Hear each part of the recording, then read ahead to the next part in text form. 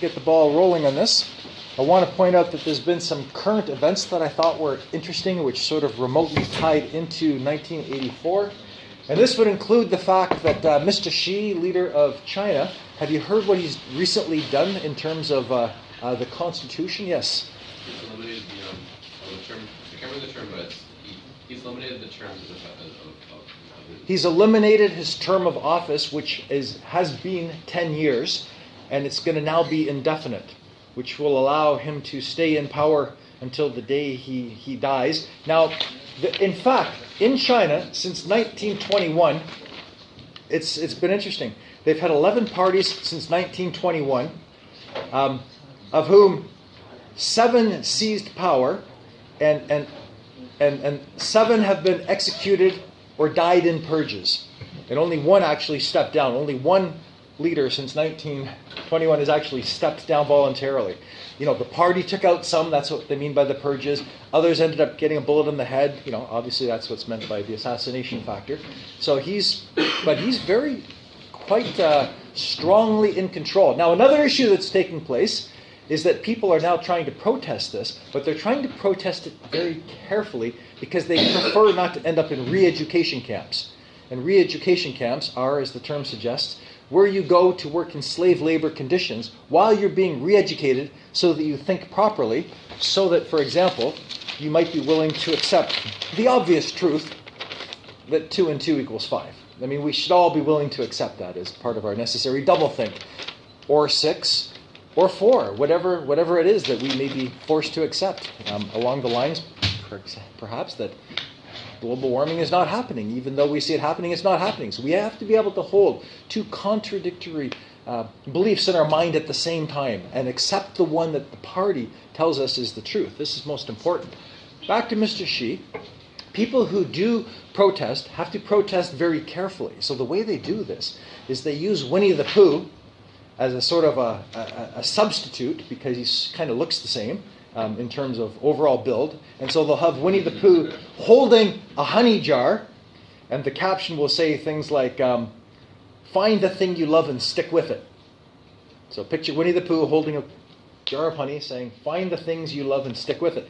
But the censors aren't dumb, and they have censors on the internet in China. So the censors pull down all references to Winnie the Pooh because they know that what's really being referred to is Mr. Xi. Even though some of the captions are quite amusing, quite clever, the censors are well aware that there's an implicit underlying message which needs to be considered and needs to be dealt with. There's also terms that the censors won't allow you to put up on the internet in China these days, such as, I disagree. You are not allowed to disagree. You are allowed to agree. As we said earlier, I believe, in this class, because Logan had brought the current event to our attention the other day, Animal Farm has been banned. And so Shane had an interesting point about that the other day, which, to respond to your point about Animal Farm, the more I thought about it, I realized that the reason China would want to ban Animal Farm is because Animal Farm first deals with the revolution, but then it deals with what happens part 2 when the revolutionaries become corrupted by power. So you see, the people who are in charge now of the revolution, meaning the party, the Communist Party in China right now, they don't want Animal Farm to be used because it could imply that they themselves have now been corrupted and are holding their positions of power, immorally, illegally, whatever the case may be, but that they've in fact become as bad as the forces that were removed at the time of the revolution. So I think that's what's going on with Animal Farm. 1984, it's easy to understand why they got rid of 1984, because the entire message is against totalitarianism and corrupt, power-hungry regimes which seek to rule simply for their own benefits. So you can absolutely understand why Orwell is going to be seen as the enemy. There are a couple other interesting phrases which have been banned in China, such as emigrate, such as board the plane, and then ascend the throne. So there's all these little catchphrases which are not allowed to be placed on the internet. And so I just wanted to bring up that particular current event. And then I was reflecting as well upon the telescreens that they have in 1984. And so you'll recall with the telescreens, we can be watched. Well, okay, can we actually be watched? How? Yeah, through computers. Go for it. That's where I'm going. I think certain social media companies are actually starting to monitor your microphones. Yeah. In our devices, so you don't even have to search stuff up anymore. You just have to talk about it, and Yeah. it's become to the point where you just need to talk about something and you'll get advertised for it. Exactly. Yeah. So they're listening to us, and as well the camera can be turned on remotely and used to watch whoever's in the room and whatever's going on.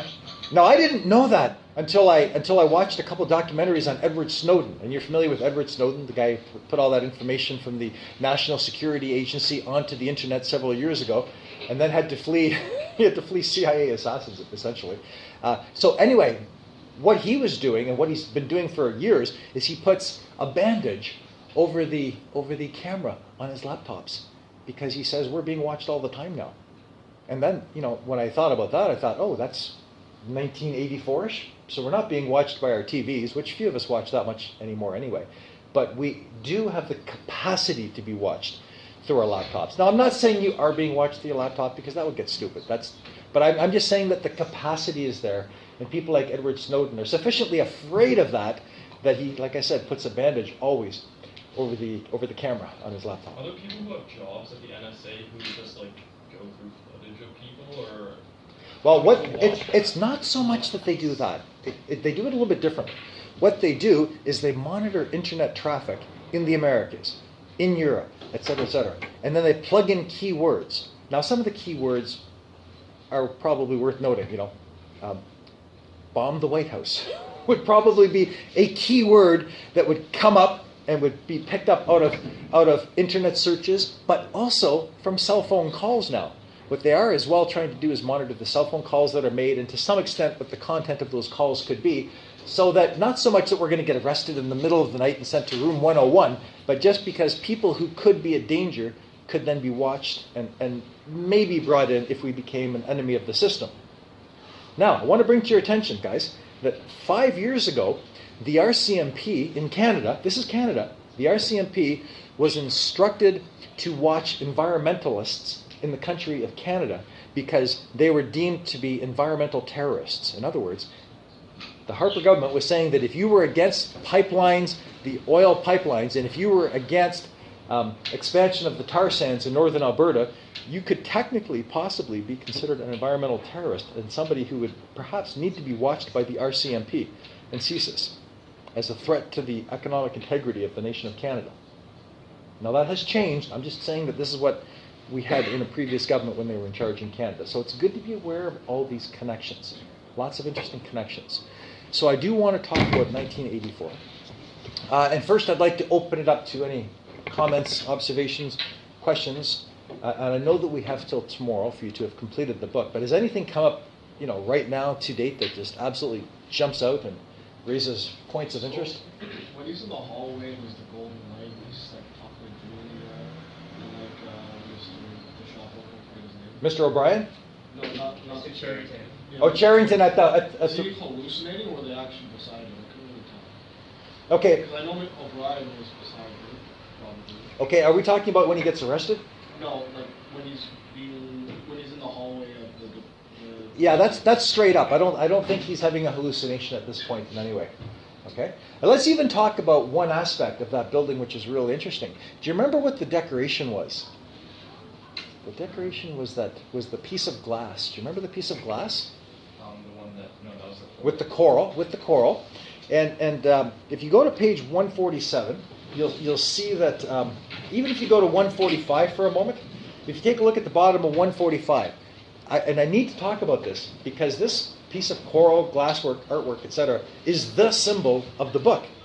Had you picked up on that? It's the symbol. It's the literary symbol in the book. That's why I need to have this discussion right now.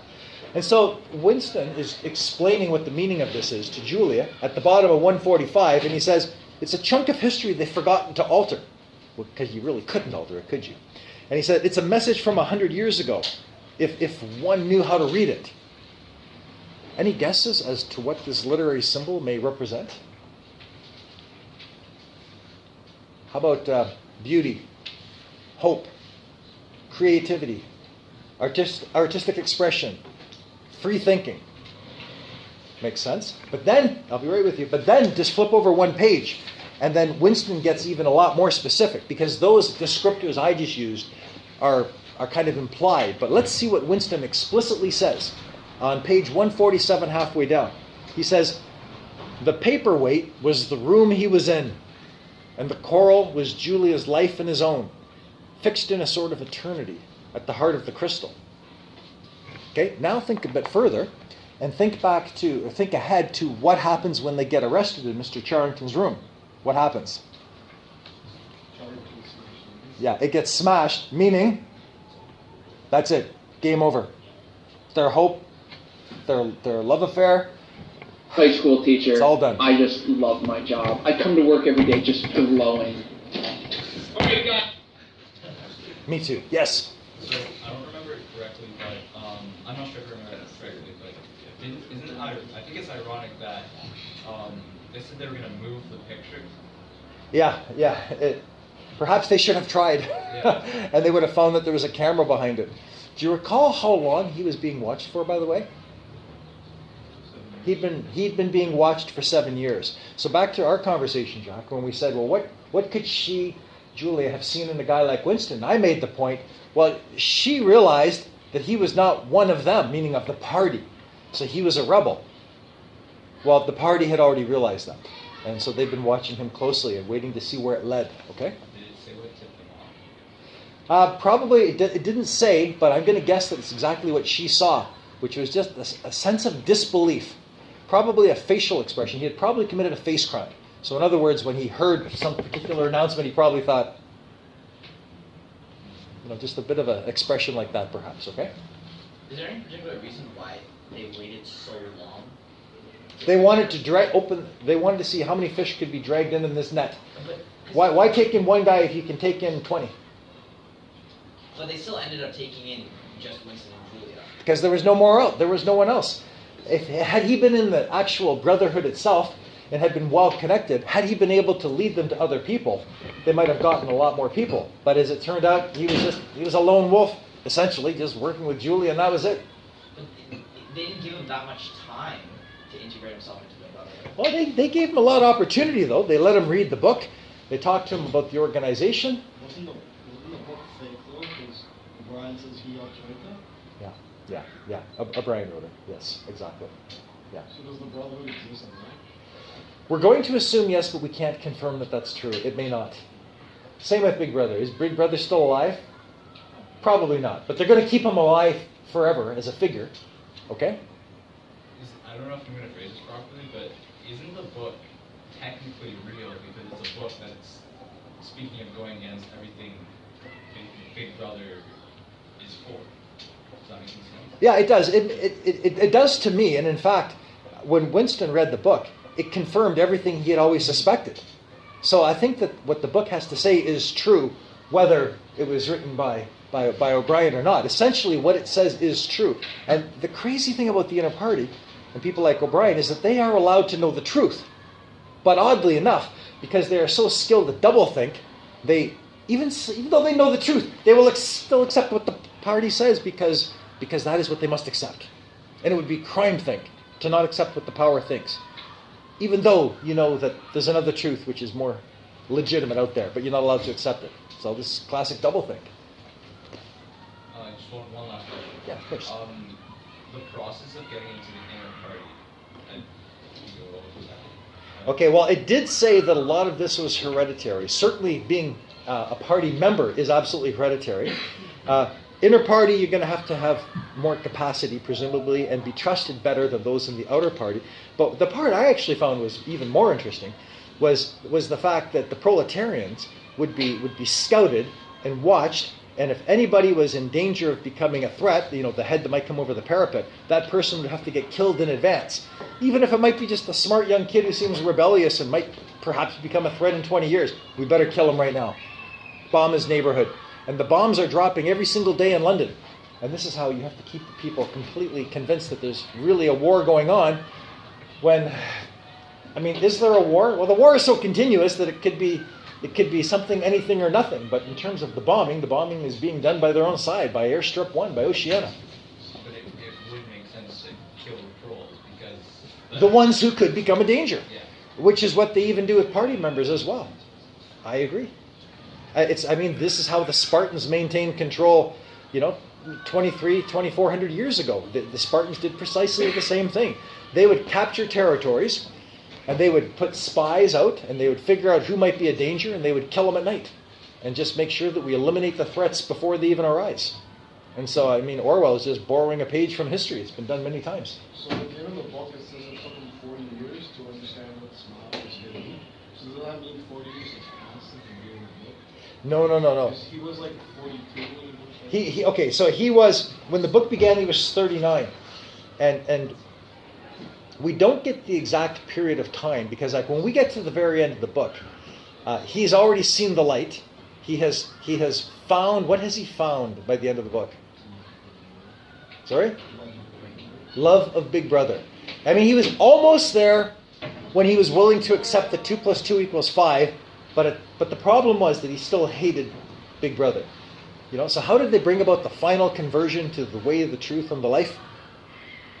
How did they help him ultimately see the light? Wasn't it just a victory speech kind of thing? When they announced that they had been victorious in Africa?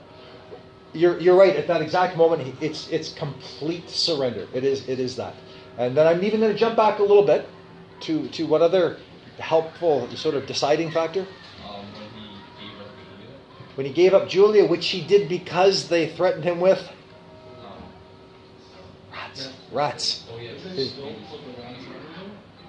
It's not explicitly stated, but his fear was that they would be allowed to eat through the side of his face and consume him alive. And so I don't even think you needed to do that, because once the fear of rats, and everybody has their own fear. I'm sure we all do have our own biggest fear that we hope won't be the cause of our demise. And sometimes I've known somebody who died from their biggest fear, and so it can happen. It certainly can happen. But yeah, he was utterly petrified of being consumed alive by rats. So once that fear was put there, he was now willing to give up Julia. And we don't know what her biggest fear was, but whatever it was, once she was presented with it in room 101, she gave him up as well. So they both betrayed each other. And this is why when they meet each other at the Chestnut Tree, which is the bar where these people all drink, this is why when they meet each other at the end, they can't communicate, can they? They have nothing left to share. They've betrayed each other, and they both know it. Somebody first? How do they know what his biggest fear was? That's not explained. I'd also like to know, how did they know that he had dreamed 7 years before, that that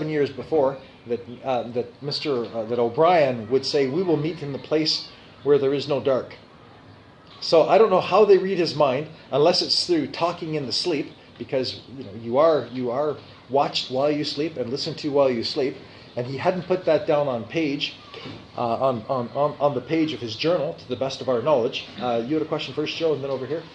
So, since he doesn't die, does anyone who gets taken to the Ministry of Love actually get vaporized? I think many do. I think that certainly Sims did. Sims became an unperson. Sims does not exist. Sims had never existed. Hard to say what's going to happen with Parsons. He's such a fool that, if they're halfway intelligent, they'll keep him alive and let him carry on with whatever stupid work he does for the rest of his life. There's no sense vaporizing a guy like that. He represents no threat whatsoever. If anything, he's what they want. He's a parent who's afraid of his children, the way they want parents to be afraid of their children. The party would absolutely want to validate that. That would be a helpful lesson. So I would say they should probably keep somebody like Parsons alive. But Winston's another issue. Winston's just too smart, too dangerous, and even though he's been traumatized by what happened, hard to say where that would all end up. So, question? So was his life vaporized as well, or was he just leaving? No, they agreed to part mutually, because they couldn't be happy together. And the reason for that is he could not deal with somebody who was such a tool of the party as her. He could not possibly live with somebody like that. He was absolutely unhappy in that situation. We're assuming she's alive, by the way. Okay? Now, as we know, guys, on page 182, the war has changed. Okay? Oceania was at war with East Asia. Oceania had always been at war with East Asia. Even though, obviously, we know that's not the case. It, in fact, is the case because the party tells us it's the case, and so we have to agree with whatever the party says. Now, just remind me again, please. Why is it utterly significant that war exists? Do you recall from our conversation yesterday? Why must war exist? To keep us living at the subsistence level of poverty, which will maintain a state of ignorance. And we won't have a desire, in a sense, to learn more, to understand more, to group together, to question, to talk, to revolt, to plan, to in any way be revolutionaries against the system. So in other words, this is how they're going to maintain the system as it presently exists. Can you explain why keeping everyone at like a poverty level may keep them ignorant? Okay, yeah, I want you to go to page 190 for a second, please. I have the perfect example for you right here, Joe. I want you to jump down on page 190 to about 8 lines down, beginning with the word "but." Such a society would not long remain stable. For if leisure and security were enjoyed by all alike, the great mass of human beings who are normally stupefied by poverty would become literate and would learn to think for themselves. And once this had been done, they would sooner or later realize that the privileged minority had no function and they could sweep it away. In the long run, a hierarchical system was only possible on the basis of poverty and ignorance. Make sense? And then if you go to the next page, 191, halfway down, back to why we have to keep the people poor, in this case, as opposed to ignorant. I'm going to just shift the conversation along for a second. The war effort is always so planned as to eat up any surplus that might exist after meeting the bare needs of the population. In principle, the war effort, in practice, the needs of the population are always underestimated, with the result is that there's always a chronic shortage of half of the necessities of life. But this is looked at as an advantage. So we need to keep the people desperately poor, afraid, illiterate, ignorant, and then we'll be able to control them. But once they become capable of thought and critique and gathering and understanding and potential assembly and communication against the government, then we could be facing a rebellion, such as what happened in the 1950s when the Civil War took place. And the party does not want a repeat of the Civil War. I feel like we keep calling Winston smart. I don't think he's a smart guy. He's an enlightened guy, an awakened guy. Okay, good. Yeah, say more. I like this. Because his whole thing was based off of a dream and the way, what's the guy, OBrien looked in 2 seconds. Yeah, I agree. Which seems unbelievable to me, exactly. I mean, we've made a few points critiquing various aspects of the book. And I don't have a better idea. Like, yeah. I don't know how else he could have gone about it, but like, it just didn't seem like a good idea. Yeah, maybe in his defense, I'll point out that he's known about 30 people who got vaporized, including his parents, and so maybe that has kind of traumatized him, and it's made him kind of cautious and wary. Yeah, okay, but I like your observation. Okay, I mean you can definitely defend that. Okay. I mean, I have my ideas on this, but what was the point of that one scene when he's first thrown in prison and he meets this woman who says, "Oh, my name's also Smith. Maybe I'm your mother." What was the point of that exchange? Yeah, I mean, he would never even know who his mother was or what she looked like by this point in time. Yeah. Not having seen her for 30 plus years, maybe. So I'm assuming it's the brutality of the system, which is basically being alluded to at that point, and that is harsh. And in fact, the book is very harsh, guys. Go ahead, please, Adrian. I'm not sure if this was asked, but how much time passed from the beginning of the book to when he's It's never clearly answered. Okay, but it's not more than a year or two. It's like within this. Yeah, it's not a protracted period of time. It's not that. Okay. All right. Just move on for a second to page 193. Oceania, as it presently exists, is a state in which science pretty much doesn't even exist. The empirical method is opposed to the fundamental principles of INGSOC. So I'm halfway down 193. So the empirical method, which is the basis of science, is not to be trusted because it could teach quote-unquote facts that disagree with what INGSOC has to say. And we already know that what INGSOC has to say is the real truth. And so therefore, if science is going to contradict the real truth, we can't teach science. This is like biblical fundamentalism in the southern states, which says that the fossil record is a lie put in place by Satan, so that we will come to disbelieve, hence, in evolution. It's the same sort of mentality, basically, with all those who disagree with science, I would argue. How is war peace, by the way? Does anyone have an explanation for why war is peace? But you're saying it keeps them at the poverty level and it keeps them kind of complacent. So when they're in that state, when they're complacent, they don't want to revolt, and that's peace. Okay, good.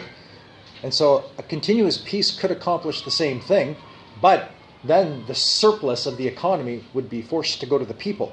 And if you don't want the surplus of the economy to go to the people, then you have to maintain a permanent war so that you can rationalize and justify why the people are living at bare subsistence levels of extreme poverty all throughout their lives, and why they feel like they're hungry and they never have enough forever. And that way you can maintain that, because now you've got a reason on which to maintain it. All right. If you take a look on page 203, you'll remember that socialism, of course, as a theoretical practice of governmental implementation, is supposed to treat everyone equally and provide everyone with what they need. But as Orwell is pointing out, since the early 1900s, it hasn't been doing that. And it's been becoming more and more harsh as he looks at the way it was, for example, practiced under state socialism, under, for example, the government in Russia over a number of decades. So he says on 203 that in each variant of socialism that appeared from 1900 onwards, the aim of establishing liberty and equality was more and more openly abandoned. And then he goes on the following page to observe that now what they're pursuing, instead of equality for all, is straight up power, nothing else. Power has now become the ultimate goal, the only good worthy of following. So what were Orwell's political views? This is where it gets so interesting, okay? Thank you. Because Orwell was himself a committed socialist.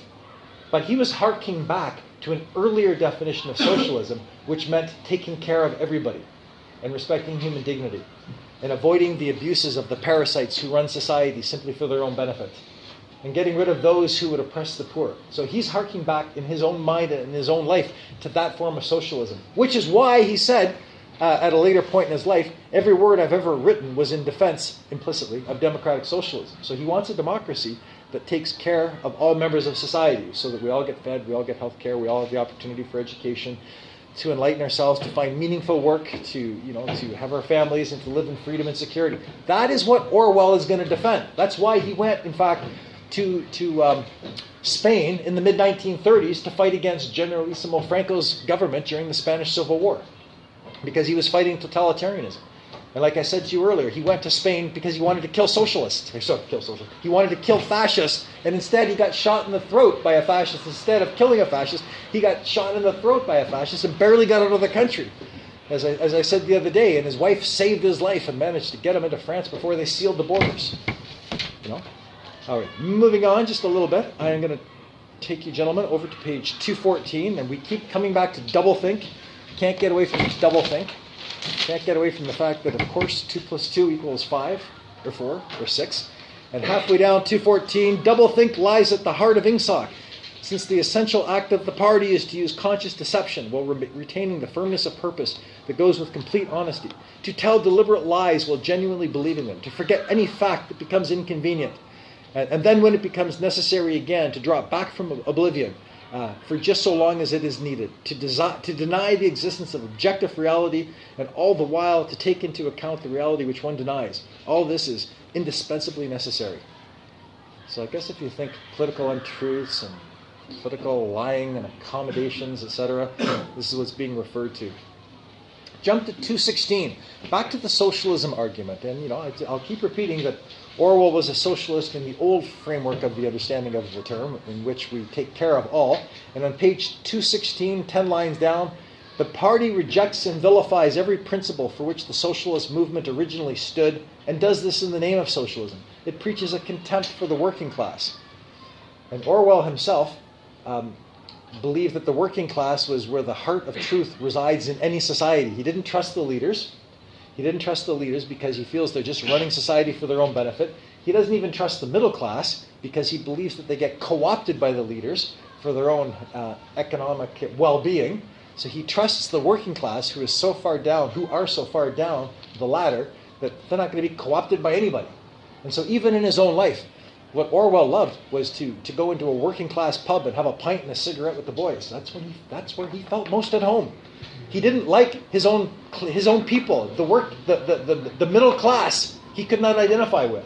He believed that the middle class, for example, working for the upper class, is what had created the British Empire, which he believed had been a horrible blight upon humanity, which had ruled people unfairly and taken advantage of numerous countries for centuries. So he felt in his heart of hearts that the working class was where the truth lies, and he reflected that in his book by saying that the only hope is in the proles. The party has been too corrupted. The inner party, the outer party have been too corrupted. They've been bought off. They've been co-opted. They've actually become true believers in the garbage they've been fed by Big Brother and his emissaries. So if there's going to be any hope, it's going to lie in a violent revolution in which the proles are going to finally sweep away all of the inner and outer party members and kill them off, every last one of them, and then begin again from afresh. This is his hope. And I know I keep repeating that he wasn't an optimist, but that was the only optimism that he saw. Okay, any final considerations that you gentlemen would like to raise at this point? I just have a question about the term doublethink. Yes. Isn't it a paradoxical word in itself? Yeah. So then, doesn't that kind of mean, for them to know what doublethink is, they're implementing doublethink? Exactly. And you're absolutely correct, of course. And an aspect of that would be the distinction between objective and subjective. So objective would be a truth that's always true in all places, etc., forever and ever, amen. Whereas subjective would mean what I believe or what you believe or somebody else believes, whatever. So these people will accept that subjective truth is truth, which is more important than objective truth. And the reason they'll accept subjective truth is because the party tells me I have to accept it. So in other words, truth is completely variable according to the person and the place and the state and the time and the leadership and their demands. So maybe a good way to end this particular mini lecture is to quote Pontius Pilate, "What is truth?"